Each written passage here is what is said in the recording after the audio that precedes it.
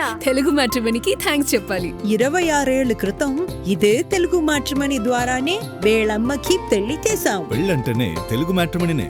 YouTuber ప్రశ్న రావణ్ పై కక్ష సాధింపులు కొనసాగుతున్నాయి. రావణ్కు సంబంధించిన బ్యాంక్ ఖాతాలను కాకినాడ జిల్లా సర్పవరం పోలీసులు ఫ్రీజ్ చేశారు. కుల మతాల మధ్య విద్వేషాలు రేపే యూట్యూబర్ ద్వారా ఆదాయం సంపాదిస్తున్నారనే ఆరోపణలతో చర్యలు తీసుకున్నారు. ప్రశ్న యూట్యూబ్ ఛానల్ గొంతు నొక్కే ప్రయత్నం కూడా చేశారు పోలీసులు. ప్రశ్న ఛానల్ను నిలిపేయాలని మెటా సంస్థకు లేఖ రాశారు. అయితే వివాదాస్పద వీడియోలు తొలగించగలం కానీ ఛానల్ను నిలిపివేయలేమని పోలీసులకు మెటా సమాధానం ఇచ్చింది. ఛానల్ను తొలగించడం కుదరదని మెటా చెప్పడంతో ప్రశ్న ప్రసారాలను ముగించాలి అనుకున్న పోలీసుల ప్రయత్నం విఫలమైంది. మరోవైపు రావణ్ కస్టడీ పిటిషన్పై నేడు గన్నవరం కోర్టు విచారించనుంది. రావణ్ను ప్రశ్నించేందుకు 10 రోజుల పాటు కస్టడీకి ఇవ్వాలని పోలీసులు కోర్టులో పిటిషన్ వేశారు. ప్రస్తుతం నెల్లూరు సెంట్రల్ జైల్లో 14 రోజుల జ్యుడిషియల్ రిమాండ్లో ఉన్నారు రావణ్. అయితే తనపై వివిధ ప్రాంతాల్లో నమోదైన కేసులన్నింటినీ ఏకం చేసి విచారించాలని రావణ్ కోరుతున్నారు. ఇక రావణ్ కేసుకు సంబంధించి మరింత సమాచారం మా ప్రతినిధి రాజు అందిస్తారు. రాజు, అతని బ్యాంక్ ఖాతాలు సీజ్ చేయాల్సిన అవసరం ఏముంది? అతనే బిలియనేరో లేదంటే పారిశ్రామికవేత్త కాదు కదా. కుటుంబ సభ్యులకి మరి ఎలాంటి ఆసరా ఉంటుంది ఈ సమయంలో? ఏం చేయదలుచుకున్నారు పోలీసులు? మెటా సంస్థ కూడా నిరాకరించినట్టు తెలుస్తోంది. ఏంటి వెతికిన ఇన్పుట్స్?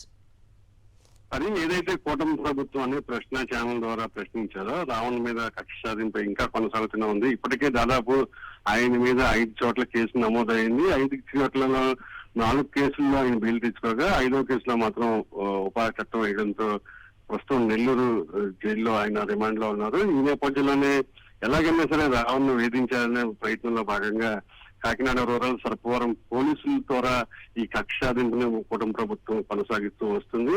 రావణ్ సంబంధించినటువంటి వ్యక్తిగత బ్యాంక్ ఖాతాలు ఏవైతే ఉన్నాయో వాటిని ఫ్రీజ్ చేయాలని చెప్పి 10 రోజుల కిందట రావణ్ సంబంధించినటువంటి ఐసిఐసిఐ బ్యాంక్ తో పాటుగా ఎస్ బ్యాంక్ సంబంధించి అధికారులకు ఈ సర్పవరం పోలీసులు ఒక లేఖ రాయడం జరిగింది.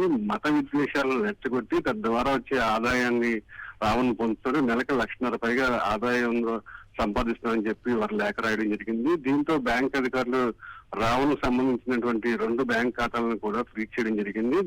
మరోవైపు ఏదైతే రావణ్ సంబంధించినటువంటి ప్రశ్న ఛానల్ ఉందో యూట్యూబ్ ద్వారా ఆ ఛానల్ కూడా నిలిపివేయాలి ప్రసారాలని చెప్పి ఆ ఛానల్ పూర్తిగా తొలగించాలని చెప్పి మెటా సంస్థకి సర్పవరం పోలీసులు లేఖ రాయడం జరిగింది. అయితే దీని మీద స్పందించినటువంటి మెటా సంస్థ ఏవైతే వివాదాస్పదంగా వ్యాఖ్యలు ఉన్నాయో ఆ వ్యాఖ్యలకు సంబంధించినటువంటి వీడియోను తొలగిస్తాం తప్ప ఛానల్ ను మూసివేయడం జరగదని చెప్పి పోలీసులు స్పష్టం చేయడంతో ఒక్కసారిగా కొంగుతున్నారు.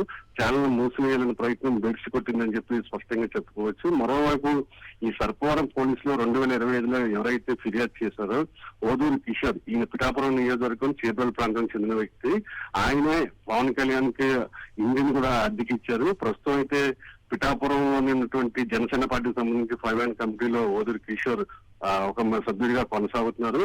ఆ పిఠాపురంలో ఉన్నటువంటి 2 పోలీస్ స్టేషన్ కూడా వదిలేసి కాకినాడ రూరల్ సర్పవరంలో ఎందుకు రావణ్ మీద ఫిర్యాదు చేశారనే ప్రశ్నలు కూడా తలెత్తున్న పరిస్థితి ఉంది. ఓవరాల్ గా చూసినట్లయితే కేవలం పవన్ కళ్యాణ్ తీరును ప్రశ్నించారనే కోణంలోని ఎవరైతే రావణ్ గట్టిగా ఈ తన ఛానల్ ద్వారా ప్రశ్న ఛానల్ ద్వారా ప్రశ్నించారో అది జీర్ణించుకుని జనసేన నాయకులు వరుసగా ఆయన మీద ఫిర్యాదు చేస్తున్నారు. హరి. ఓకే రాజు.